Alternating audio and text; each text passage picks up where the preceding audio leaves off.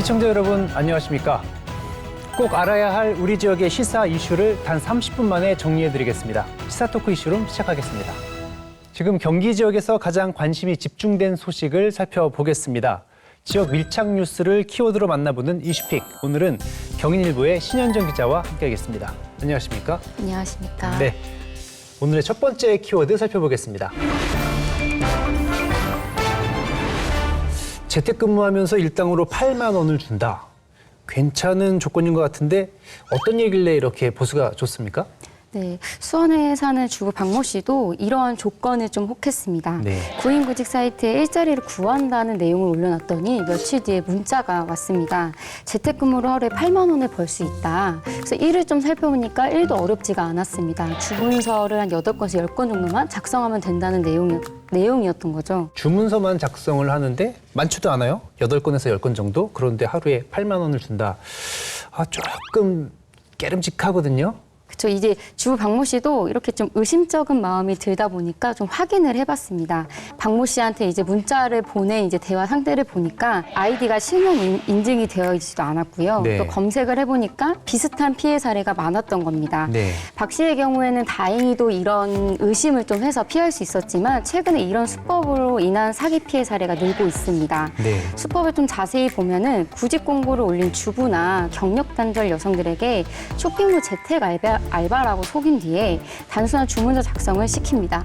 하지만 이후에는 입금을 해야만 물품을 구매할 수 있다. 이런 식으로 현금 이체를 유도하는 방식인 거죠. 근데 이게 알고 보니까 아이디도 유령 아이디고 홈페이지도 해외에 서버를 둔 가짜 홈페이지였던 겁니다. 서버가 해외에 있으면은 수사도 좀 쉽지 않겠어요? 네, 피해 예방을 위해서는 사실상 구직자가 조심하는 방법밖에는 지금 현재로서는 없습니다. 예전부터 손쉽게 재택으로 부업을 할 수 있는 소비자를 현혹해서 가입비 명목으로 사기를 치는 수법이 많았는데요. 이런 수법에 속지 않으려면 가입비나 현금 이체를 요구할 때는 절대 입금해서는 안 됩니다. 네.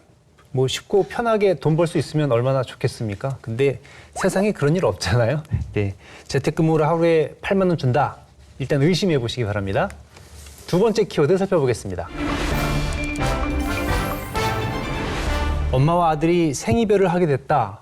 좀 가슴 아픈 사연인데 어떤 사연인가요? 네, 이번에 제가 가져온 사연은 10살이 넘는 아들을 둔 이제 가정폭력 피해 여성의 이야기입니다. 네. 가정폭력의 피해 보호시설은 이제 일반 보호시설이랑 가족 보호시설로 나뉩니다. 일반 보호시설은 이제 여러 명이 한 방에서 생활을 하기 때문에 10살이 넘는 남자 자녀가 동반 입소를 할 수가 없습니다. 예. 이제 그렇다 보니까 가족 보호시설로 가야 되는데요. 경기도에는 가족폭력을 보호하는 시설이 총 13곳인데 이곳이 모두 다 일반 보호시설입니다. 네. 가족 보호시설이 하나도 없다 보니까 이제 10살 이상의 남자 자녀를 둔 부모님과 같은 경우에는 이제 가족 보호시설이 있는 다른 곳으로 가야 됩니다.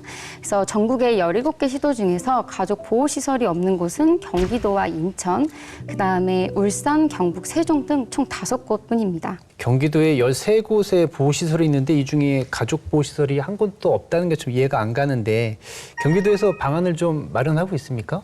네, 경기도에서는 좀 이제 시군의 예산으로 이 가족 보호시설을 만들어야 되다 보니까 좀 예산 확보가 어렵다는 얘기를 좀 하긴 했는데요. 네. 하지만 지난 2년간 도내 일반 보호시설에 입소한 피해자 3명 중 1명은 자녀와 같이 들어온 경우인 만큼 가족 보호시설을 위한 방안을 모색해보겠다고 답했습니다. 네. 가족폭력 피해 가족들의 안전과 사회복귀를 위한 공간 하루빨리 좀 마련됐으면 좋겠습니다. 오늘의 마지막 키워드 살펴보겠습니다. 뉴스 아니고 뉴스로 뽑아오셨네요. 네. 약간 레트로한데 어둡고 안 좋은 뉴스들만 많이 접하고 있는데 행복한 뉴스 좀 보고 싶네요. 따뜻한 뉴스 어디에서 나온 겁니까?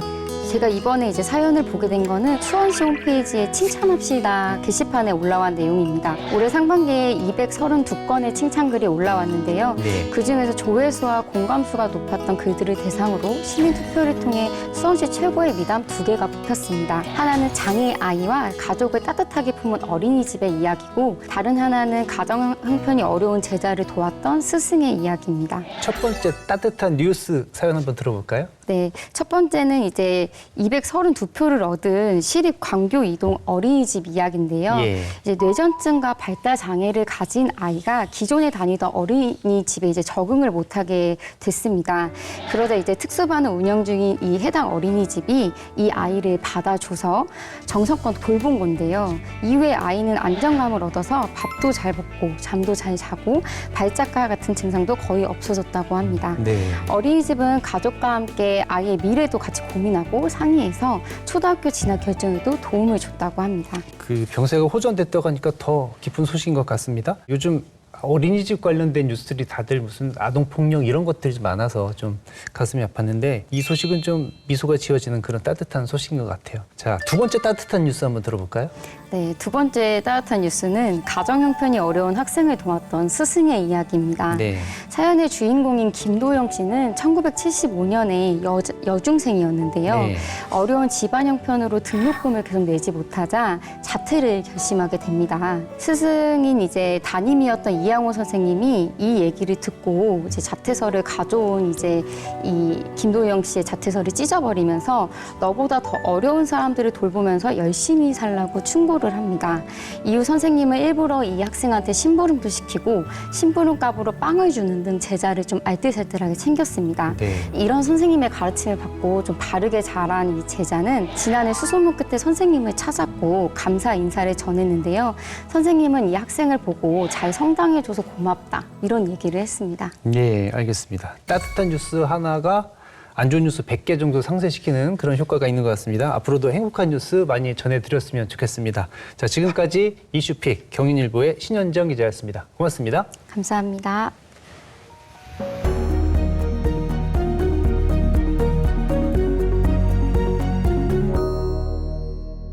네, 경기 지역의 이슈를 심층 분석해보는 이슈 진단 시간입니다. 지난 4월 LH가 발주한 인천 검단의 아파트 건설 현장에서 지하 주차장이 내려앉았습니다. 무량판 구조로 지어진 주차장에 철근이 제대로 들어가지 않은 게 원인이었는데요. 철근이 누락된 아파트가 이곳뿐이었을까요? 철근 누락을 비롯해서 여전히 고쳐지지 않고 있는 아파트 부실 시공 문제, 어디서부터 어떻게 개선을 해 나가야 할지 살펴보겠습니다. 오늘 말씀 나눌 두 분 모셨습니다. 강남대학교 산학협력단의 이준수 교수님, 그리고 노동안전연구원의 함경식 원장님 나와주셨습니다. 반갑습니다. 네, 반갑습니다. 네, 반갑습니다. 자, 전국의 공공아파트 91개 단지에 대한 전수조사 결과 15개 단지에서 철근 누락이 발견됐다고 합니다. 교수님, 그중에 경기도에 있는 아파트도 있죠? 그렇습니다. 네. 경기도의 15개 단지 중에 경기도 내의 아파트는 수원에 있는 담수, 오산 세교, 화성 남양 뉴타운 등을 비롯해가지고 파주 운정, 또 남양주 별내, 양주 회천 등으로 밝혀졌습니다. 네. 오산 아파트는 무량판 기둥 90개 중에서 75개에서 철근이 누락된 것으로 드러났고, 네. 또 양주에 있는 그 행복주택이 이제 들어설 예정인데요. 준공은 안 됐습니다만 154개 기둥 모두가 철근이 누락된 걸로 나타났습니다. 하나도 제대로 된 게 없다는 얘기네요. 참 어처구니 없는 일입니다. 네. 그 수원 당수지구의 아파트는 5월에 입주가 시작이 됐다고 하는데요. 새 아파트니까 설레는 마음으로 이제 들어왔을 텐데 충격도 충격이고 또 불안감도 좀 클 것 같습니다. 지금 살고 있는 아파트가 철근이 누락된 아파트다 이렇게 뉴스에 나온다. 우리 함 원장님 기분이 어떠실 것 같습니까?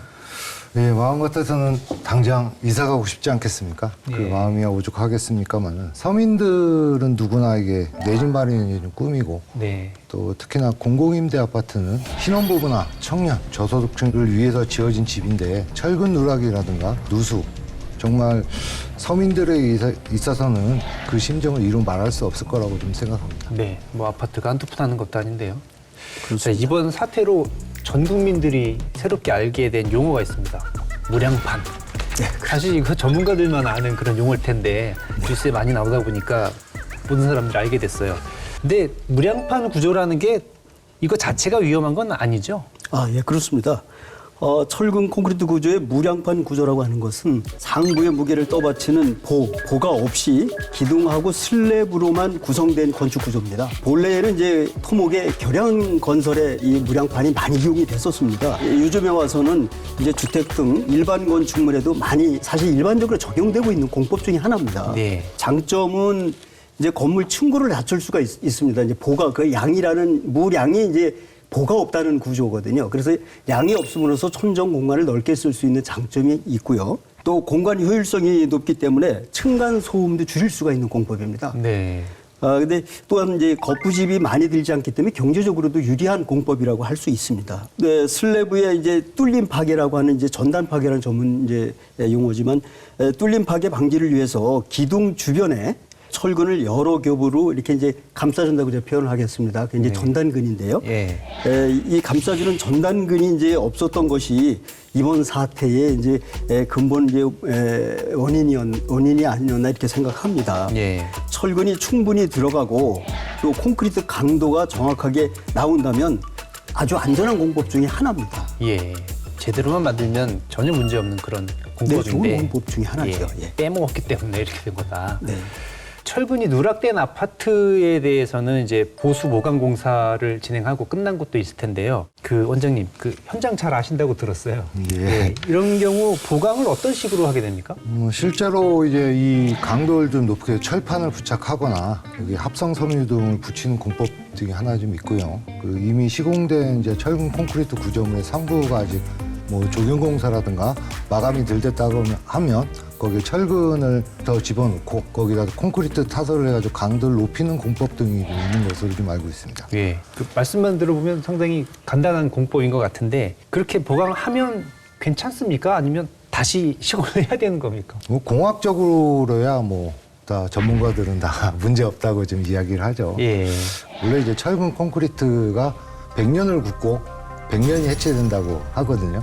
근데 실제로 보면은 뭐 다른 이유도 있겠지만 3, 40년 만에 재시공을 해야 되는 재건축을 해야 되는 이러한 좀 우리나라 아파트 건설 좀 현장에 있어서 여전히 이런 부실공사라든가 이런 것들이 보강공법으로 해결되지 않는 이런 문제들이 구조적으로 좀 안고 있는 거 아닌가라고 생각하고 있습니다. 예, 알겠습니다.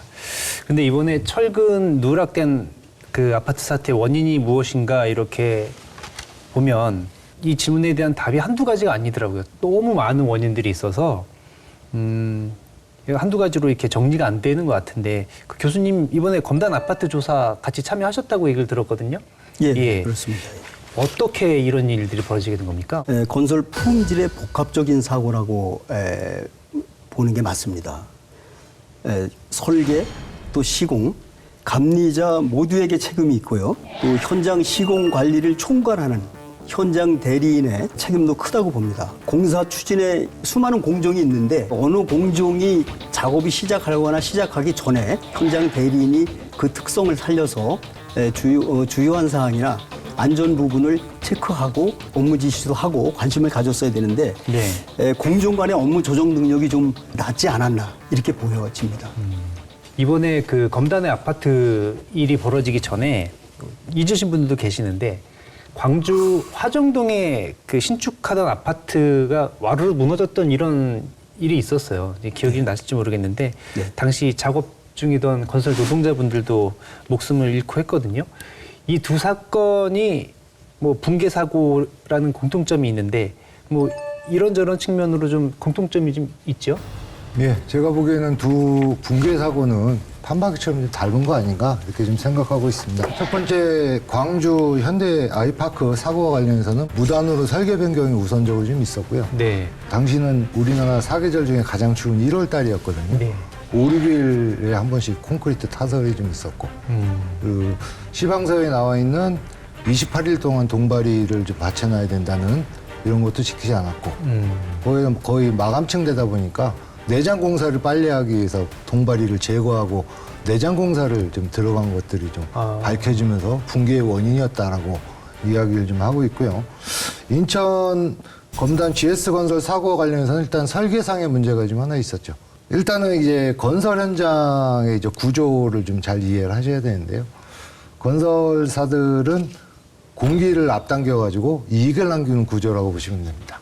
그러기 위해서는 불법 다단계 하도급도 성행을 하고 절대 공기, 최저 낙찰제 뭐 이런 좀 지점들이 구조적인 문제를 좀 안고 있다는 거예요. 그래서 실제로 그런 지금 교수님이 말씀하신 그 감리라든가 공사 책임자들의 역할을 제대로 했다 하더라도 이런 구조에서는 정밀 시공이라든가 안전 시공이 되지 않지 않겠는가 이런 좀 구조적인 문제가 좀 동일하게 가지고 있고 비단 2개 현장뿐만이 아니라 우리나라 건설 현장의 구조적인 문제는 여기서부터 좀 모든 문제가 나오고 안전 문제라든가 시설물의 안전이라든가 일하는 노동자들의 안전이라든가 이런 것들도 다 이러한 좀 구조적인 모순을 안고 있기 때문에 실제 부실공사가 좀 나오고 있는 거 아닌가라고 좀 생각하고 있습니다. 이번에 또 그 철근이 빠진 아파트, 흔히 얘기하는 순살 아파트 뭐 이렇게들 얘기를 하는데 LH가 정관업체에 그 일을 맡기는 이런 일들 짚고 넘어가지 않을 수 없잖아요. 그 LH 전관 특혜 정말 도가 좀 지나친 게 아닌가 싶은데 실제로 이런 일들 어느 정도 되는 겁니까, 교수님? 경실련 조사 결과에 따르면 2015년도부터 2020년에 LH 전관업체 47개 업체에서 전체 용역의 55.4%, 건으로는 계약건 297건에 해당이 됩니다. 네. 또 계약 금액의 69.4%, 이거를 47개 업체에서 이제 나누어 수주했다고 하는 겁니다. 네. 철근 누락 아파트 설계 감리에도 또 이 전관 업체들이 포함이 됐다라고 하는 내용입니다. 공교롭게도 붕괴가 일어난 이제 광주 아파트 감리에 참여했던 업체가 건단 아파트의 감리를 또 이렇게 담당하고 있었던 걸로 확인된 것도 또 있습니다. 네. 설계부터 시공 그리고 감리까지 총체적인 부실의 결과로 빚어진 철근 누락 아파트 그 중심에는 LH 전관업체 특혜가 있었는데요.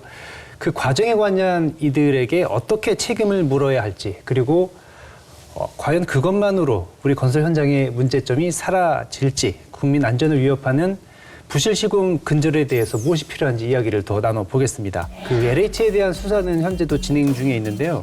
LH는 정관 업체와 맺은 648억 원의 계약을 백지화하고 쇄신을 다짐을 했습니다. 하지만 불신의 눈초리는 여전한 것 같은데요. LH에 어떤 조치들이 더 필요하다고 보십니까, 교수님? 행정처분이 있을 것이라고는 하는데요. 행정처분 외에 LH의 그 많은 기술 인력을 보유하고 있습니다. LH의 기술 인력이 지금 몇천 명이 됩니다. 이 많은 기술 인력을 이용해서 네. 설계도서의 주요 부분에 대한 그 부분은 서로 이 교차해서 검토할 수 있는 교차 검토 부서 운영을 좀 했으면 좋겠다는 생각이 들고요. 네. 또 시공사와 감리단의 업무를 감독하는 측면에서 감독을 좀 강화할 필요가 있다고 보고 있습니다. 예. 실질적인 품질 관리를 위해서 제대로 그 감리할 수 있는 감리단만 있어도 부실 공사가 반복되는 것을 차단할 수 있습니다. 예. 공기업을 감시할 수 있는 어떤 제도적인 장치도 좀 필요해 보이고요. 또 정부와 국회는 전관 특혜 근절 방안을 제시하고 붕괴 사고 재발 방지를 위한 실질적 대안을 좀 제시해 주시길 바랍니다. 감리를 감리해야 되는 거 아니냐 이런 얘기가 나올 정도로 좀 현실이 좀 그렇습니다. 예.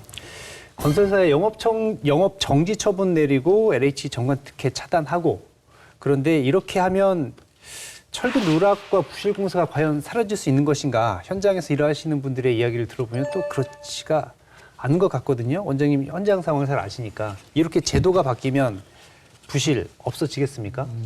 접근을 하는 데서 총체적인 좀 관점이 좀 필요하다고 좀 생각을 좀 하고요. 보통 이제 철근 콘크리트 이제 시공 과정에서 나타나는 여러 가지 문제점 중에 절대적인 공기를 맞춰놓고 거기에 맞춰서 빨리빨리 진행이 되고 이것을 제대로 하기 위해서 불법 다단계 하도급 그리고 최저 낙찰제 그러다 보니까 콘크리트의 품질이 뭐 제대로 나올 리 없을 뿐더러 또 최근에 이제 레미콘의 우중 타설 문제. 네네. 콘크리트는 제 시간 내에 특히 더울 때 여름에는 90분, 겨울에는 한 120분 정도 되는 시간 내에 레미콘 회사에서 네. 그 레미콘 믹스 트럭을 통해 현장에 타설이 돼야 되는데 와가지고 그 시공상에 좀 대기하는 기간도 좀 늘 수 있고 그 법적인 이런 기준들이 제대로 안 되고 네. 시공의 편리성을 위해서 내지는 이런 좀 굳은 콘크리트를 사용하기 위해서 불량 콘크리트를 사용하기 위해서 가수, 물을 섞어서 사용하는 이런 경우들도 좀 다반사로 좀 벌어지고 있다고 좀 할 수 있을 것 같습니다. 우리 원장님께서도 아까 계속 말씀하셨던 것 중에 하나가 불법 하도급인데요. 지난 5월에 국토부가 불법 하도급 단속 나섰을 때 무려 173개 업체가 영업정지 또는 형사고발을 당했다고 합니다. 이게 벌어지면 뭐 우리가 흔히 얘기하는 뭐 후려치기 뭐 이런 일들 생기는 거잖아요. 어떤 문제인지 좀 자세하게 좀 말씀 좀 해주시죠. 건설 현장의 고용 구조와 그 도급 구조, 그러니까 건설 원청 시공사에서 직접 시공하지가 않죠. 거기 전문 건설 업체를 하도급 업체로 좀 계약을 하게 되는데 원래 법상으로는 대부분 원청사는 대기업이고 그 밑에 이제 중소기업들이 전문 건설 업체로 이루어져 있는데요. 예. 법상으로는 이렇게 그 전문 건설 업체까지만 1차까지 내려가는 하도급이 합법적인 좀 내용인데 실제로는 그렇지 않고 적게는 2-3단계, 많게는 5-6단계까지 하도급, 도급, 하도급이 이제 불법 도급, 하도급이 좀 성행하고 좀 있는 거거든요. 이러한 좀 과정에서 이제 문제는 상식적으로 보더라도 100억짜리 공사가 50억, 40억에 좀 진행되는 이런 좀 과정인 거거든요. 그러면 절대 공기에 맞춰가지고 이 단가에 맞추려면 실질적으로 제대로 결속이 부족하거나 제대로 도면대로 시공이 안 되거나 시간에 맞춰서 내일 콘크리트 타설을 해야 되는데 오늘까지 이거 마감을 해줘야 된단 말이죠. 이런 것들이 계속 좀 반복되는 것들이 네. 결국은 철근을 빼먹거나 뭐 이런 것들을 좀 그 현상적으로는 근본 원인은 그 공기를 당기려고 하는 원청의 요구와 실질적으로 다단계 하도급 구조에서는 부실 시공과 안전사고의 좀 현상적인 좀 원인이라고 좀 볼 수가 있습니다. 예. 그 정부 외에 지자체들이 갖고 있는 그 권한들이 좀 있을 텐데 지자체가 적극적으로 이런 공사에 대해서 조치를 취할 수 있는 방법 없을까 이런 생각 좀 들거든요. 뭐 준공허가 결국에는 지자체가 예, 뭐 막판에 내주는 거니까요. 예, 인허가권은 이제 지자체가 좀 가지고 있고요. 철근 부실이라든가 이제 물탄 콘크리트의 좀 이런 문제들이 직접 작업하는 그 작업자의 공익 제보 이런 거 아니면 사실 드러나기가 쉽지가 않고 또한 이런 것들이 알려져도 지자체가 입주자라든가 실질적으로 이런 좀 편을 들어주기는 사실 좀 그런 경우는 거의 못 본 것 같습니다. 네. 결국은 지자체의 관리 감독을 좀 강화한다든가 그리고 준공 허가에 대한 기준을 좀 강화할 필요가 있지 않나라는 좀 생각이 좀 들고요. 얼마 전에 국토교통부에서 우정타설 문제 관련해서 시방서에서 명확하게 기준을 좀 명시하겠다. 뭐 이런 좀 발표를 한 적이 있어요. 현장의 부실이나 하자 보수에 관한 보다 엄격한 법의 잣대 이런 걸 통해서 실제로 지자체들이 활용할 수 있는 감독권, 명령권 뭐 이런 것들이 좀 더 좀 확대가 되고 법이 좀 강화되고 구체화될 필요성이 좀 있겠다라고 좀 생각하고 있습니다. 그 교수님 얼마 전에 그 광명에서 좀 독특한 대책 하나 내놓은 게 있는데 네. 그 내용 알고 계시죠? 광명시는 이제 발빠르게 대책을 내놓았습니다.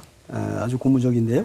현재 짓고 있는 재개발 재건축 아파트는 모든 층에서 철근 시공 결과를 동영상으로 촬영하도록 이렇게 했습니다.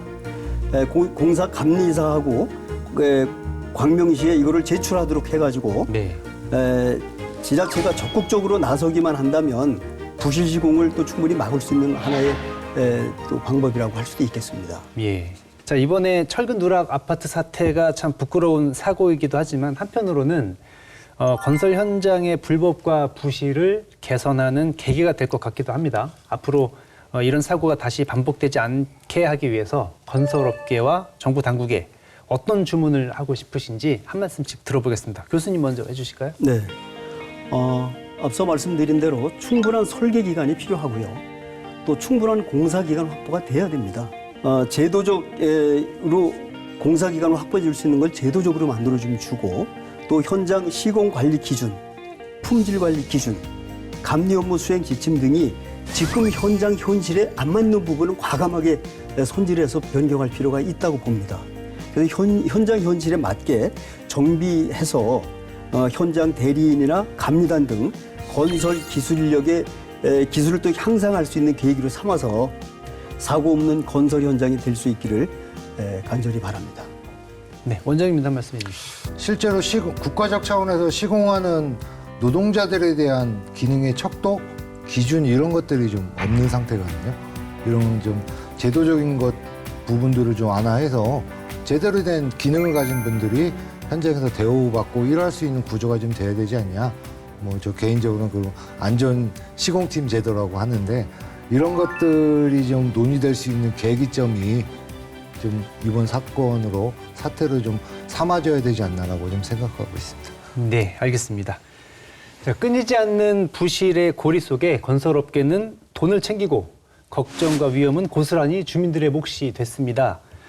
국민의 주거 안전을 위협하는 철근 누락 아파트. 정확한 원인을 진단하고 그에 맞는 후속 조치도 중요하지만 건설업계 전반에 깔려 있는 부실 시공의 고질적인 문제들에 대한 근본적인 해법도 마련돼야 할 것 같습니다. 시사토크 이슈룸 오늘은 여기까지입니다. 오늘 함께해 주신 두 분께 감사드리고요. 예, 저는 다음 이 시간에 또 다른 이슈로 찾아뵙겠습니다. 시청해주신 여러분 고맙습니다.